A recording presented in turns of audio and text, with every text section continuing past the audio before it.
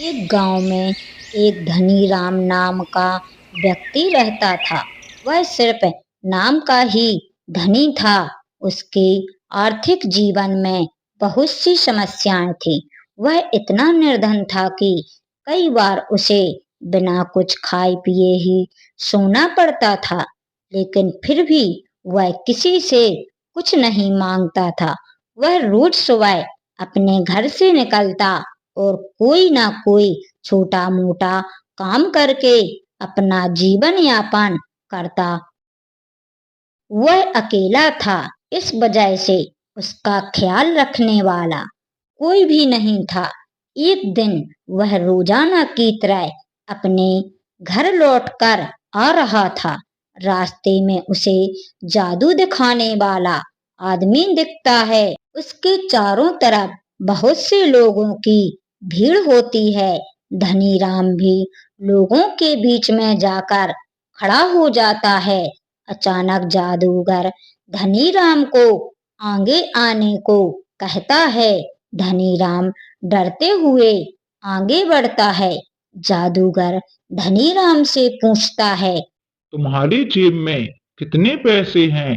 धनी राम चिल्लर पैसे निकालकर जादूगर को दिखाता है।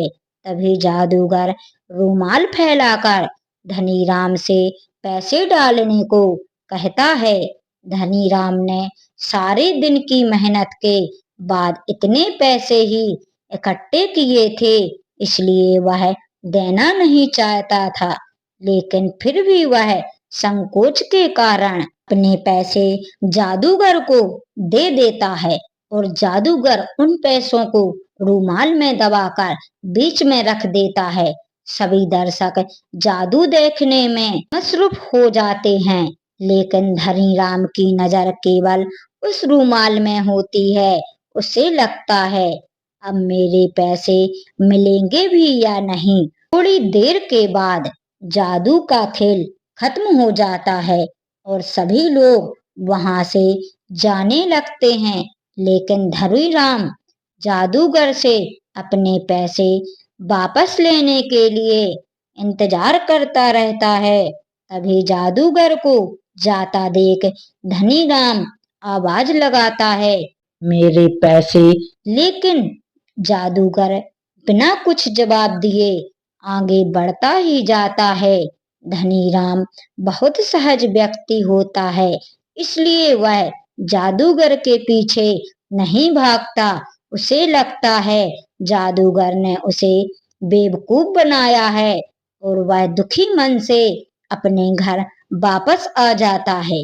धनी राम घर आकर जैसे अपने कुत्ते की जेब में हाथ डालता है तो उसे वही जादूगर का रुमाल मिलता है जिसमें धनी राम ने पैसे रखे थे। और जैसे ही धनी राम रुमाल खोलता है, उसके पैसे दुगने हो चुके होते हैं। धनी राम खुशी से उछल पड़ता है।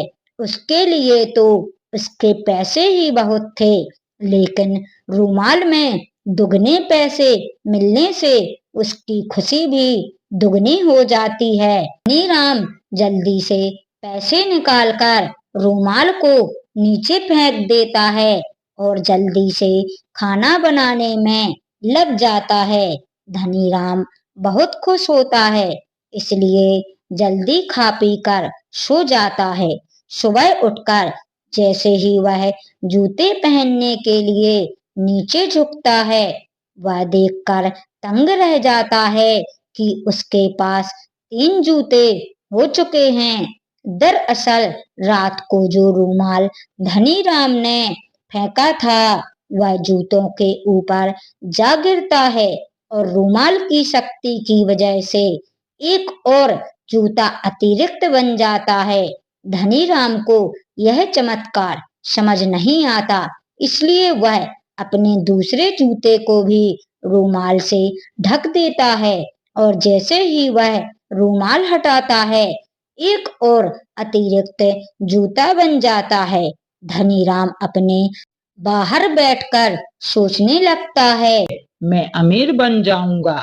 वह रुमाल की चमत्कारी शक्ति को समझ जाता है और वह उसके दिमाग में लालच जन्म लेता है। वह सोचता है, क्यों ना मैं इससे सोने की मोहरों को दुगना करूं और धनवान बन जाऊं। धनीराम योजनाबद्ध तरीके से सुनार की दुकान जाता है और वहां से सोने के सिक्के देखने को मांगता है। और जैसे ही वह अपने रूमाल में सिक्के रखता है, वह दुगना हो जाते हैं। सुनार यह देखकर विचलित हो जाता है। वह धनीराम से रूमाल का रहस्य जानना चाहता है, लेकिन धनीराम मुस्कुराते हुए उसके दुकान से अतिरिक्त सोने के सिक्के लेकर चला जाता है। धनीराम के जाते ही सुनार के दिमाग में उथल पुथल होने लगती है। वह यह बात उसी राज्य के राजा तक पहुंचा देता है और राजा जैसे ही यह बात जानता है, वह धनीराम को गिरफ्तार करवा कर महल बुलाता है और धनीराम से उसका रूमाल छीन लिया जाता है। और राजा जैसे ही रूमाल का परीक्षण करने के लिए उसमें स्वर्ण की मुहरें रखता है और कुछ देर में रूमाल खोलता है, लेकिन रूमाल में केवल उतनी ही मुहरें रखी होती हैं जितनी राजा ने रखी थीं। राजा धनीराम और सुनार दोनों से पूछता है, तुम लोग तो कह रहे थे कि रूमाल में कोई भी वस्तु रखने से वह दुगना हो जाती हैं, लेकिन यहाँ तो कुछ भी नहीं हुआ। तुम लोगों ने झूठ बोलकर दरबार का अपमान किया, इसलिए दोनों को सजा मिलेगी। राजा धनीराम और सुनार दोनों को कारागार में डलवा देता है और उस रूमाल को नदी में बहा दिया जाता है। धनीराम कारागार में बैठे हुए दुखी होता है और सोचता है, यदि मैं लालच ना करता तो आज वह रूमाल मेरे पास होता। एक समय की बात है जहाँ पुराने लोग रीति रिवाजों के तहत अपना जीवन व्यतीत किया करते थे। गांव में किशोर अपने माता पिता और पत्नी के साथ रहता था। किशोर की पत्नी शीतल शहर की पढ़ी लिखी लड़की थी, इसलिए उसे गांव के रीति रिवाजों में ज्यादा दिलचस्पी नहीं थी। फिर भी उसे परंपराओं के अनुसार गांव के लोगों के सामने सर ढककर रहना पड़ता था। कुछ दिनों तक तो शीतल ने बड़े बुजुर्गों की मर्यादा रखते हुए यह बर्दाश्त किया, लेकिन जब उसे लगातार पर्दे में रहने से घुटन होने लगी, तो उसने अपने पति किशोर से शहर जाने की बात कही। किशोर गांव में ही पला बड़ा था, इसलिए उसे शहर जाने में कोई रुचि नहीं थी। उसने अपनी पत्नी को समझाते हुए कहा, यहाँ हमारा पूरा परिवार है और हम इसे छोड़कर नहीं जा सकते। तुम्हें यहाँ रहने में क्या परेशानी है। शीतल ने किशोर से खुलकर अपने दिल की बात कह दी। बस फिर क्या था, वह अपनी पत्नी से नाराज हो गया और जोर जोर से चिल्लाने लगा। किशोर की आवाज सुनकर उसके माता पिता भी कमरे के अंदर आ गए और उसे जैसे ही उन्हें सारा मामला पता चला, तो उन्होंने भी अपनी बहू को बुरा भला कहना शुरू कर दिया। सारे परिवार की बातें सुनकर शीतल की आंखों में आंसू आ गए। शीतल को समझ में नहीं आ रहा था कि वह अपने पति को कैसे समझाए। इस घटना के कुछ महीने गुजरने के बाद एक दिन शीतल सुबह होते ही बिना किसी से कुछ कहे घर से निकल जाती है। काफी दूर पैदल चलने से उसे थकान महसूस होने लगती है। इसलिए वह एक सुनसान जगह पर जाकर बैठ जाती है। घर पर जैसे ही किशोर को पता चलता है कि उसकी पत्नी कहीं चली गई है, तो सारे गांव में शीतल को ढूंढने के लिए निकल गया। किशोर गांव के चारों तरफ जोर जोर से आवाज लगाते हुए अपनी पत्नी को खोज रहा था। जब वह कहीं दिखाई नहीं दी तो सभी की चिंताएं बढ़ने लगती हैं। लेकिन इसी बीच एक बुजुर्ग व्यक्ति गांव वालों से आकर बताता है कि इस गांव की एक महिला रास्ते में एक सुनसान जगह पर अकेली बैठी है। यह बात सुनते ही किशोर तुरंत उसी तरफ दौड़ लगा देता है। किशोर को भागता देख गांव के लोग भी उसके पीछे भागने लगते हैं। जैसे ही किशोर शीतल के नजदीक पहुंचा, उसे देखते ही उसके होश उड़ गए, क्योंकि शीतल अपने बिखरे बालों के साथ मिट्टी से खेल रही थी।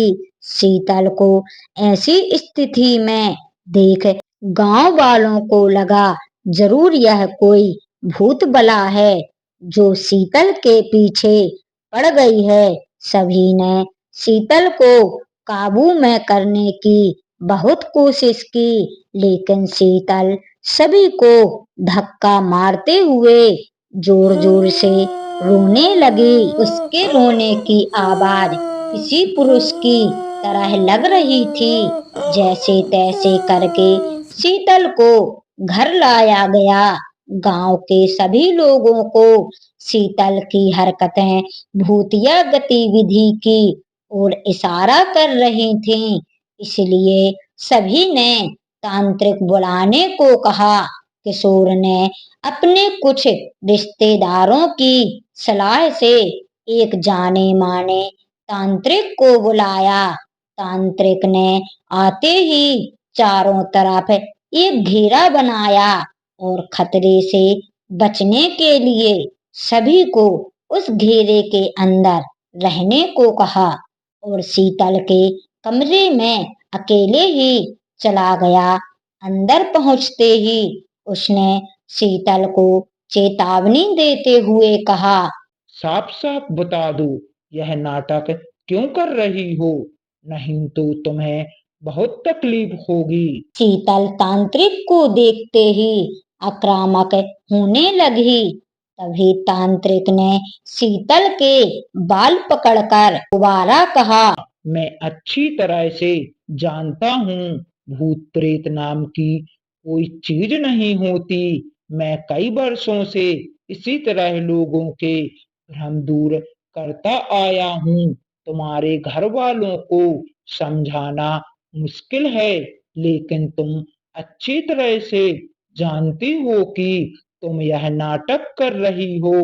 तांत्रिक की बात सुनते ही शीतल की आंखों में आंसू आ गए और उसने रोते हुए अपना झूठ कबूल कर लिया। शीतल ने तांत्रिक को बताया कि वह शहर की पढ़ी लिखी लड़की है, उसे ज्यादा बंधनों में रहना पसंद नहीं है। उसने कई बार अपने पति से यहाँ से दूर चलने के लिए कहा, लेकिन वह नहीं माने तो मजबूरी में आकर चुड़ैल चढ़ाने का नाटक किया कि वह अपने मन मुताबिक जी सके।